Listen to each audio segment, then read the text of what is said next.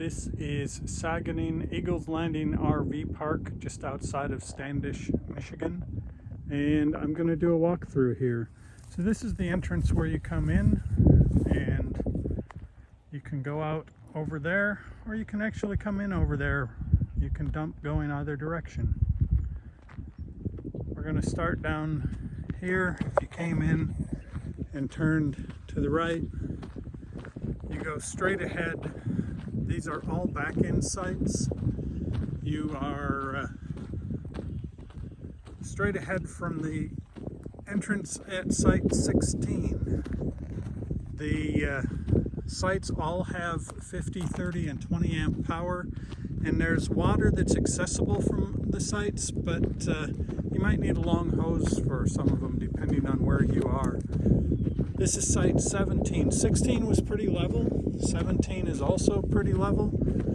If you backed in here, which is the design, your front end would be a little low. 18 is also pretty level. Same situation, the parking driving area where I'm walking is just a little lower than the grass area, so pretty much all of these on this side are going to be that same way. This is site 19. 19 is long enough that you could park side 2 there, as long as you were going to be able to get out again. Site 20. 20 has the only one that we've seen lit. A lot of the power stations have lights. I've only seen lit on 20. This is site 21.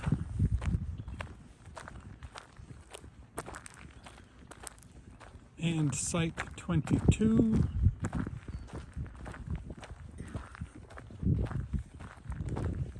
And site 23.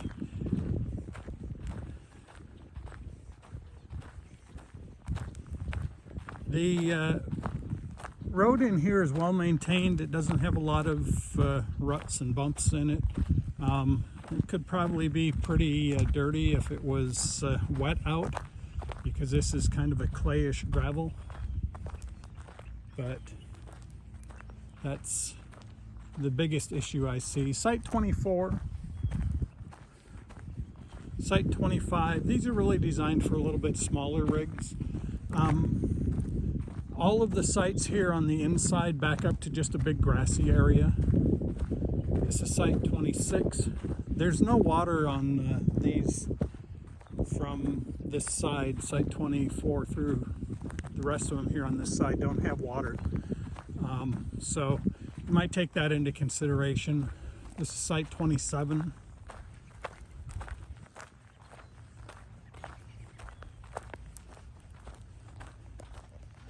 And site 28.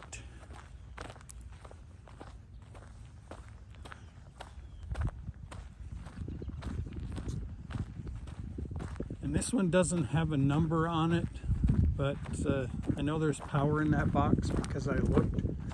Over here is site 29 and site 30,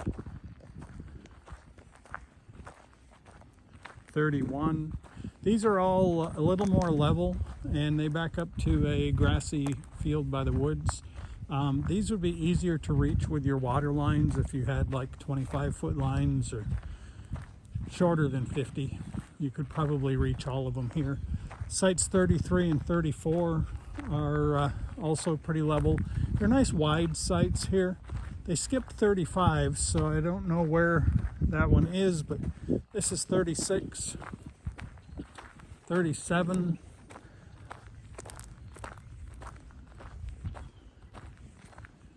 38.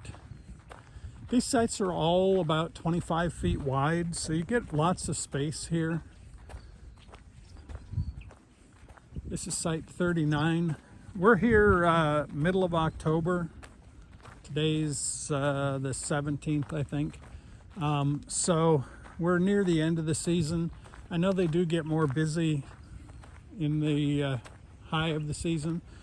41 and 42 here are both pretty level sites. 43, here the one on the end, is a little bit of an odd site.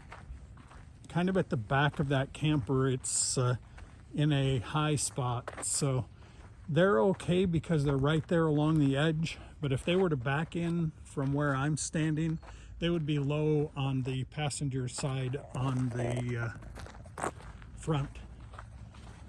The garbage is over here. There are no real facilities here, and you don't get the use of the hotel facilities like in a lot of casinos when they have hotels. If you stay at the RV park, you'll be able to also use the pool and hot tub and stuff in the hotel. Here, they don't allow that. You're a little bit farther from the hotel here. You can see the yellow building in the background there. That is the hotel, and the casino's just this side of it. And you may see kind of a blue colored bus over there. That is a shuttle bus. It runs here and picks people up in front of the porta potties. And so it runs every, I don't know, half hour or so maybe. And you can also call them anytime you like, and they'll send a shuttle to pick you up. And you just check in at the desk and they'll send a shuttle to take you back. So it is convenient that way. We have found parking at the casino, you have to park almost as far away as the campground is here. It's very busy. So this is site 15. 15 is a nice level site. It would be a really nice back-end site. You've got your own water there. 14 here on the corner, you might get a little more traffic. You might get a few more headlights. And the spigot is over behind the power riser for 15, so it would be a little bit more difficult. This is site 49 here on the corner, and it's designed to be parked in parallel to the grass. And each of these risers has power in it, but your water is all the way back here behind site 47. This is 47 here, and we are in 47. Pretty level. Front end was just a little low on the passenger side. We didn't really have to make any adjustments, and it's very convenient for power and water at this site. This is site 44, and you would have to pull your water from behind site 47. So you would have a difficult time here if you had less than 75 feet of hose. This is all they have for facilities, is the outhouses. So bear that in mind if you're going to stay here. It is only $20 a night, and if you're getting power for that, it's less expensive than running a generator. Site 1 is a little tight. It's low in the back corner. Site 2 is a little bit lower in the back. Site 3 is pretty level.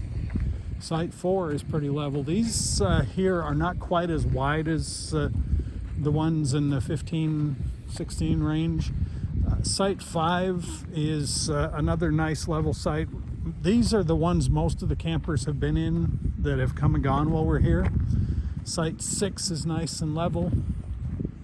Site 7 is also nice and level. Site 8 is nice and level, but the power for Site 8 is over here behind Site 9, so you may need a longer power cord to reach it. Site 9 here on the corner is another nice site. Over here on this side, there aren't any specific sites laid out, but you can park here. I guess they do have 10 and 11 here, but they aren't sites that you would probably want to take unless it was a last resort. And then another thing that's kind of unique to this campground, it's the first place I've seen it, is they have electric vehicle charging stations. So sites 12 and 13 here both have charging stations with them. Not really much of a place to park a camper, but it is a nice feature. And so now we're back around here to the restrooms and that, well, the outhouses, and that kind of completes my walkthrough.